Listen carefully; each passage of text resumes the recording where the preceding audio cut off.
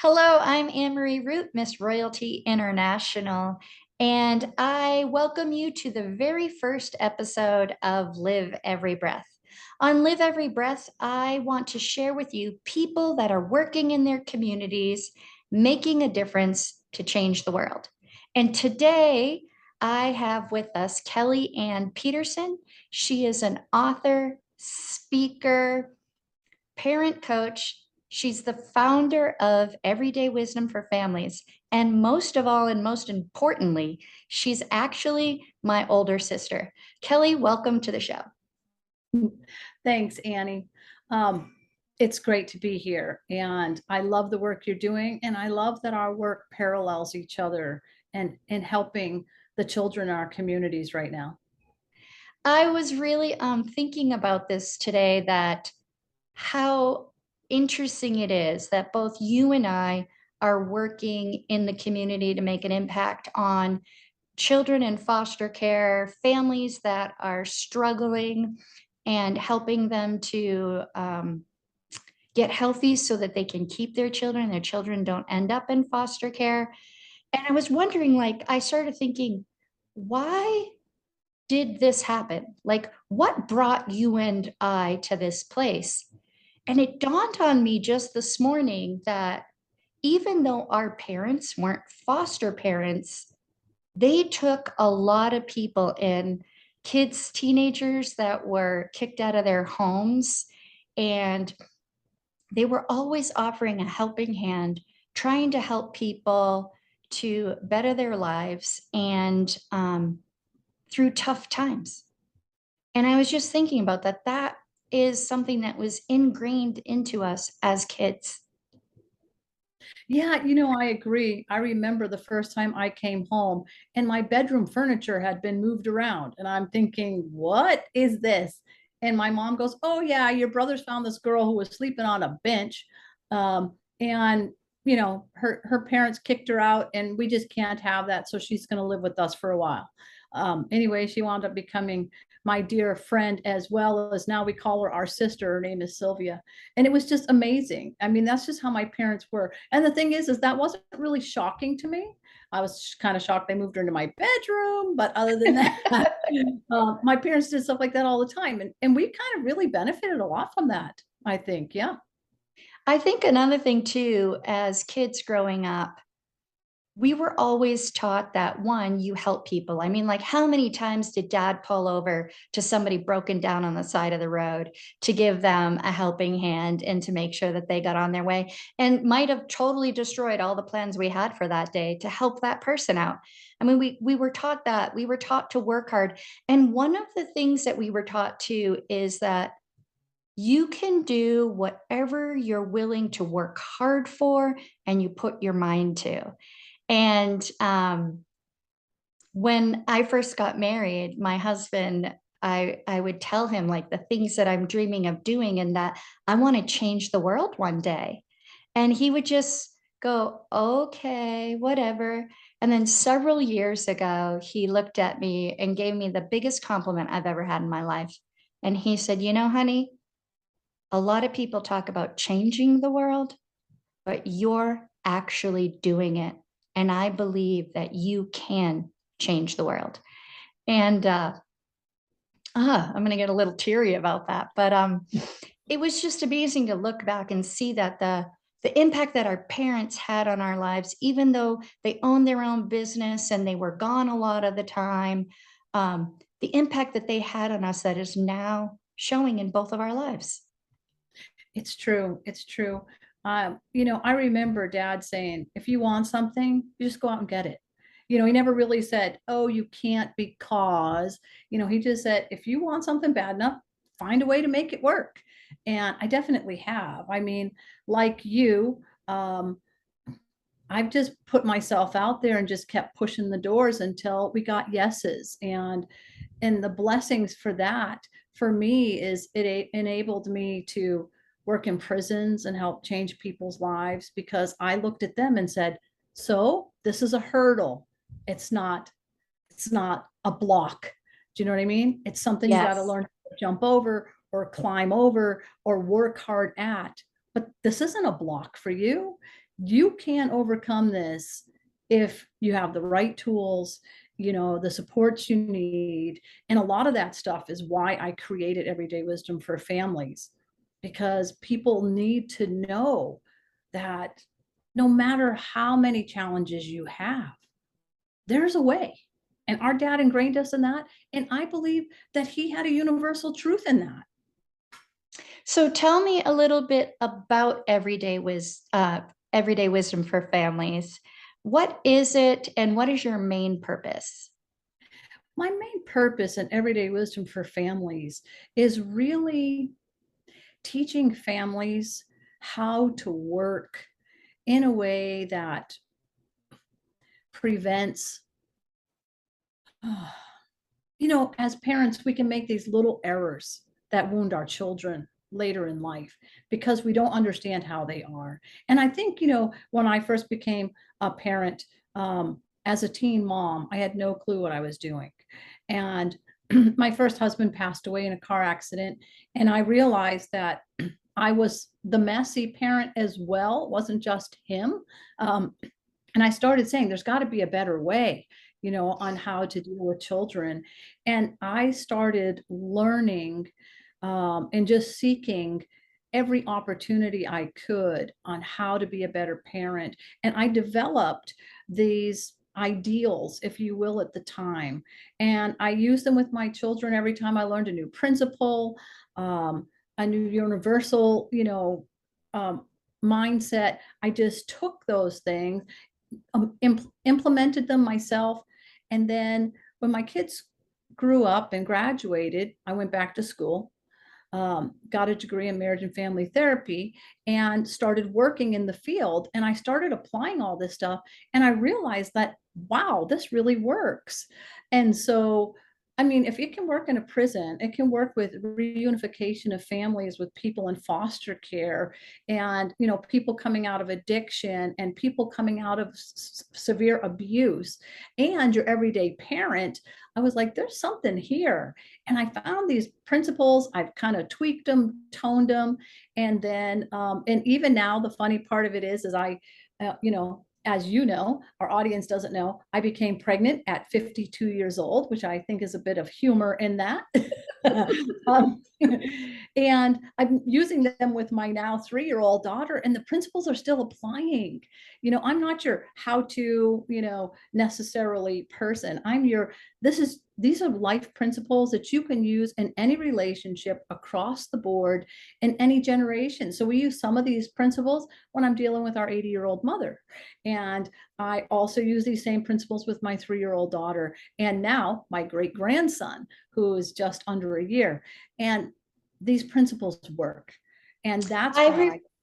I remember watching you because, we're 4 years apart. So I watched the things that you did in life through your teenage years, teen pregnancy, getting married, the death of your husband at a young age. And then I saw a huge change in you. And that is when I believe that you got a hold of this something has to change idea and started implementing, okay, wait, there's got to be a better way. And I think that as I watched you do those changes, there's principles that you learned in parenting your children. I saw the change in the way that you parented your children. I saw the change in the way that you took care of your home and yourself, and all of these things that hugely impacted me. And so then when I got married and had a child of my own, and now 4 children, one of which is adopted, I implemented some of those principles too, that I'm like, where did I learn this? And then I realized, oh, it was driving in the car with my sister and my niece and nephew that I learned this principle. And it is universal principles. But you did say something that I want to touch on a little bit. When you were talking about like those little mistakes, one of the things I recognize in parenting, and just I think in our society today, is people are so afraid of making mistakes. They get so anxious about a mistake, or if they've made a mistake as a parent, like Maybe you're tired and have a migraine and your kids are making a lot of noise, and all of a sudden you just blow up and scream at them at the top of your lungs. Then the guilt and anxiety that you have just traumatized your children for the rest of their lives and destroyed their life overwhelms people. How would you suggest people deal with things like that? Actually, that is a main component of my parenting online course. And that's why I didn't put everything into that course. That course is my top points, but that's one of the reasons why that went in there, because we make mistakes. My parents made mistakes. I made mistakes. In this, you have tools that I've taught you on how to approach your child when you make errors. And one of the fun things that I talk about frequently is when your children's mind began to transition from what I call concrete, which is their young minds where they can't understand bigger concepts and bigger ideas, which we would call abstraction. When they start transitioning into that, and if you have kids, and I know you do, they go into this stage somewhere between 12 and 14-ish, where all of a sudden everybody around them's a hypocrite, right? And they're saying, you're saying this over here, but you're not doing that over there. And that whole mindset is actually a brain growth process, and it's beautiful. But one of the ways to work around that is start when your children are young and say, you know what? You guys make mistakes in life. Mommy and daddy make mistakes in life. Your parents make mistakes. And you know what happens is we need to all say, come back together once we're out of the heat of the moment, come back together and say, I'm responsible for my actions in this situation. And it's kind of sad, Anne, because that's a simple, simple principle of saying, I'm sorry, and how do I repair? And so many parents are like, well, I said what I said, and that's it, and we're not going to discuss it anymore. And you know what? That's worse. That's worse because the children never get a chance to repair. And relationships need to be able to have errors and repair and forgiveness. That's what keeps trust going. That's one of the things I actually learned from you is watching you apologize to your children when you made a mistake, when you parented them in a way that you didn't want to, wasn't your intention. Um, so when I had children, that was something that I did. I would apologize to my kids. And I would say, you know what, I'm sorry, mommy shouldn't have yelled at you, or mommy shouldn't have done this. And that made a huge impact on my kids because they were able to go, oh, okay. And then we learned to say the words, I forgive you. And it just kind of like released that. And as an adult, I think that's kind of hard sometimes because we're kind of taught, well, at least in our era, you're almost kind of taught that you don't question the authority of an adult. And it's not that that is questioning that, it's just recognizing that they make mistakes too. Like I once had a pastor say, all pastors are human. You can still take their message. Remember, don't throw the baby out with the bathwater. So even if the pastor makes a mistake or doesn't live up to what you think a pastor should do, that doesn't mean they can't still share and impact your life with their teaching. And that's like the same thing in parenting is we make mistakes and we got to show our kids also. I think it's a key that shows our children that when you make a mistake, it's okay. Take ownership for that mistake and responsibility for that mistake. Sometimes there's negative consequences for that mistake.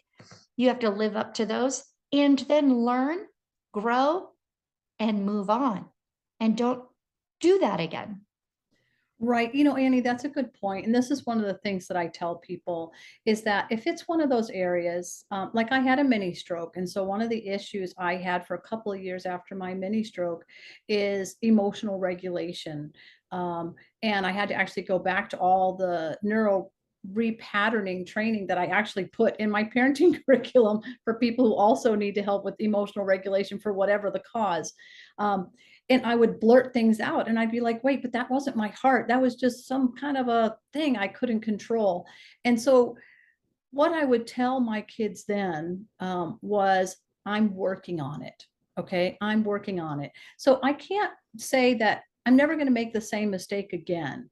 What I need to say is, in this area, I need grace and a little bit of patience. I am actually working on this. But at the same time, when I say that, as everybody in the prison used to say, Kellie Ann, you know her, she's a woman of her word. If she says she's going to do it, she's going to do it. And that's that. I'm like, yes, that's exactly who I am. I'm a woman of my word. If I say I'm working on it, I'm working on it. And you can't be manipulative with this and be like, oh, yeah, yeah, forgive me. Because you know what? A kid picks up really fast when you say, forgive me, forgive me, forgive me, and you never make any changes. That's Even right. small changes are significant. So sometimes, Mhm. especially in recovering from my stroke, minor steps were eventually a huge bridge of change. And I think so, it, I think this is really interesting too that you brought up like your stroke because some of the audience may know this too about me is the similarities in the path that we've gone through and the life that we've lived. Yes, we're sisters, but we've also lived thousands of miles apart from each other most of our adult life. And just even the passion that you have for adoption, for foster care, for kids in foster care who've dealt with trauma, the fact that you had a mini stroke that affected your brain and neurology, and I had a brain tumor and had lots of side effects from that brain tumor before and after. And one of the things that happened to me is leading up to the discovery of my brain tumor, as that tumor grew in my head, it caused a lot of emotional irregularities. And I would find myself just like totally screaming at the top of my lungs for no reason at all at my children. The reality behind that is that activity did harm my kids. And at the same time, I've been able to apologize for that and take ownership of it. Like I could easily sit there and go, well, it wasn't me, it was the brain tumor. right, Yes, I realized the brain tumor had that effect on me. But the fact that I was still their mom affected the way that they saw that. I was still their mom. They were little and they didn't know that it was a brain tumor. So I still have to take responsibility for the impact that that's had in their lives. Thankfully, I had set up a pattern in their life of making a mistake, working on that mistake, asking for forgiveness, and the things that you're talking about. So then they can look back and they could look at it during the situation, depending on their ages, that and say, Mom is working on this. This is outside of mom's control. And now here I am, like almost 8 years past my brain surgery, and doing things that I never thought possible. I mean, I literally woke up paralyzed on the left side of my body. We never thought I would be able to be left home alone, let alone traveling and making a difference in kids' lives and helping kids in foster care who need adoption find forever families. So that no matter what the obstacles are in life, there's always something you can do.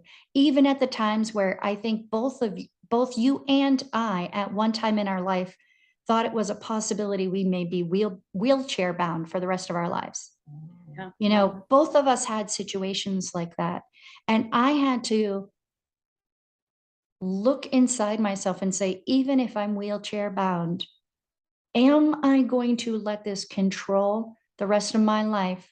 Or am I going to control what I do and still make the biggest impact I can in a positive way, even with these limitations? So, kind of bringing us back full circle is, I think, something that you pointed out, and is that no matter what obstacles we have in life, there's always a way to overcome them. So, never, ever, ever give up. Never give up. it's true. I mean, I remember my grandchildren were living with me at the time of my stroke, and I was definitely had to be in a wheelchair a lot, especially if we went out in public anywhere, because it was just too much to process. And my granddaughter was pushing me. I needed to get out of the store because I was starting to really suffer neurologically.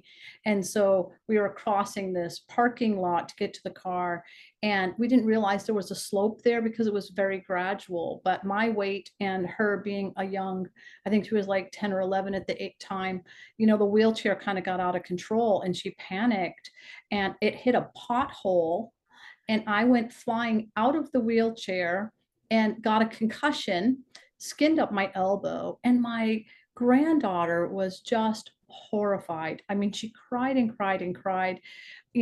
For me, I just kind of saw myself like a cartoon character in a sense. In my mind, I played it back. It was like, something you would see in like Wile E. Coyotes type story or something. And I just thought it was funny. I mean, yes, I got hurt for sure. But for me, it was just like, man, if I could have had that on the family bloopers, I would have been famous. But my granddaughter was just crushed, absolutely crushed. And so she was like, Grandma, maybe you shouldn't go out until you're stronger. Maybe you shouldn't. And that's where her mind went. And I just embraced her. I put her in my arm. I said, look, honey, first of all, you didn't do anything wrong. Like, I didn't know, you didn't know. And honestly, I knew she wasn't really strong enough to fight me on this hill that we had gotten ourselves into accidentally. I said, life always has bumps and bruises and pain. And it's okay. Mm-hmm. And it's okay. And you did exactly what you could do. And your compassion for me in the process was beautiful. Focus on that.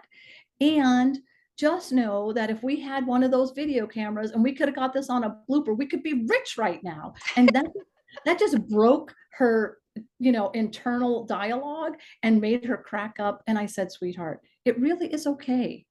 Like, it is okay. Life just sometimes gets out of control. And this was a huge lesson for her.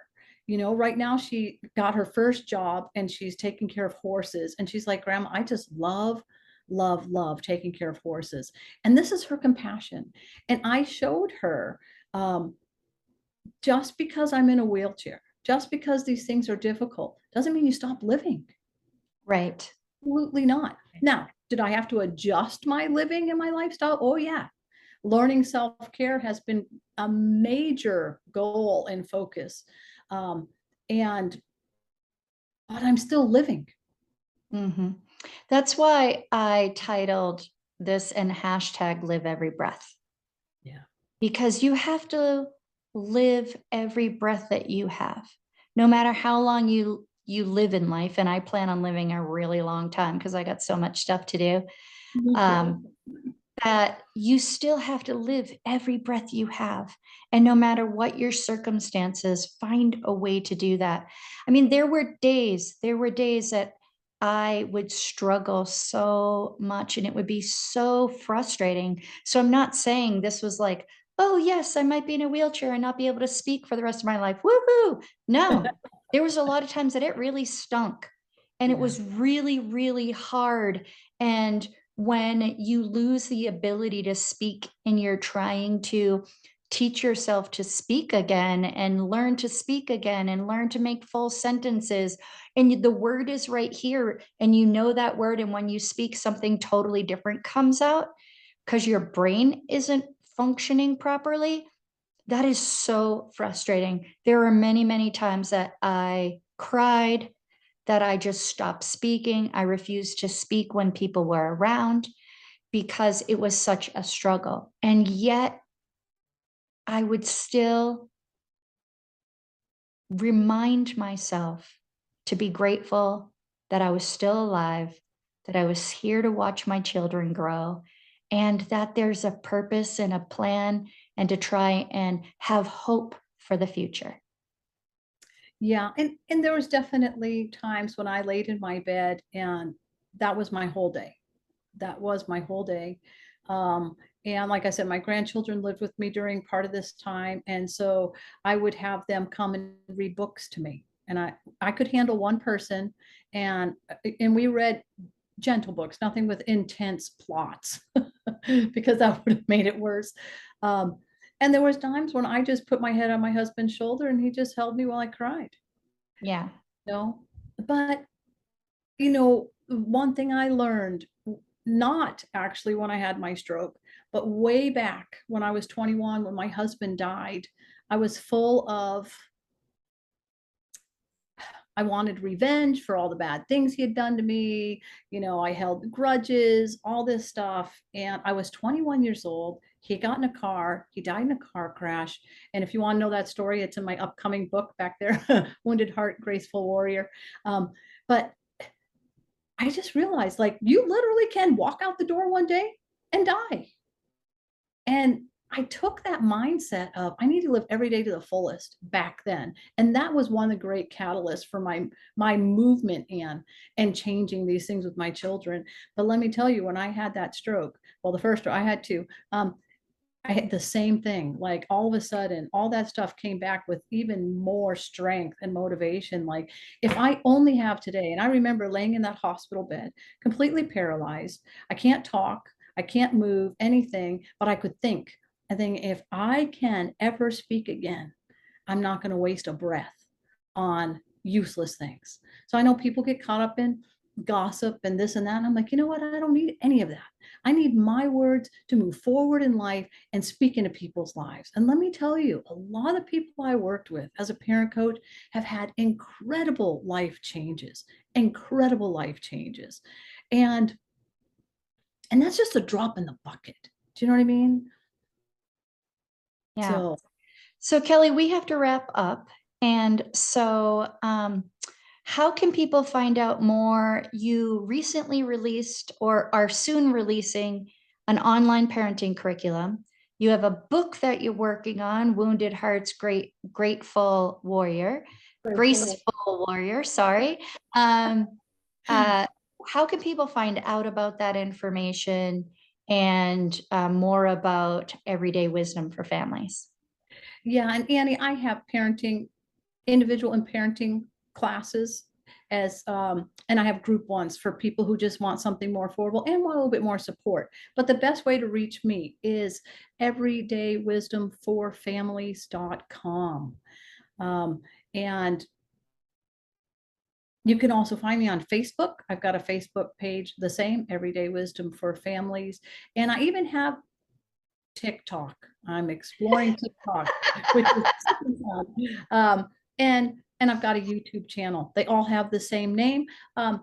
However, I think on TikTok it's the number 4, Everyday Wisdom number 4, families, because of the space there. But yeah, Everyday Wisdom for Families. Go ahead, look me up, Kellie Ann Peterson. I'm all over the place. All right, fantastic. Well, Kelly, thank you so much for being my first guest and for sharing about some parenting tips. We also shared a lot about our relationship and what's happened in our lives and the motivations we have. So, if I can just leave all of you, my audience, with one thought today, is that no matter what struggles you're going through in life, remember, there is always a way out. There's always hope for a future. And whether that's parenting struggles, personal struggles, relationship struggles, work struggles, there is always hope and there is reason to live every breath. Thank you. Thank you.